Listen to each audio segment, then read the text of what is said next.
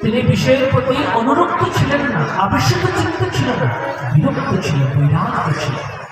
বিরক্ত ইন্দ্রিয়াগ্রেস। তার ইন্দ্রিয়গুলো মিলে তিনি কি করেছিলেন? শ্রীকৃষ্ণের সেবাকে নিবেদন করেছিলেন। এমন নিবেদন করেছিলেন, সমর্পণ করেছিলেন। প্রশান্ত আত্মা জিতেন্দ্রিয়, শান্ত ছিলেন, প্রশান্ত ছিলেন, জিতেন্দ্রিয় ছিলেন। সুখদেব মুনিবার পরীক্ষিত মহারাজকে বর্ণনা করছেন। রাজা সুশীলা, তার পত্নীর নাম ছিল সুশীলা, সুশীলা দেবী। প্রায় সময়ে তাদেরকে উপবাস করে কাটাতে হতো, এতটাই তারা অভাবী ছিলেন। প্রায় কিন্তু সুদামা তার পত্নীকে তার মৃত্যুর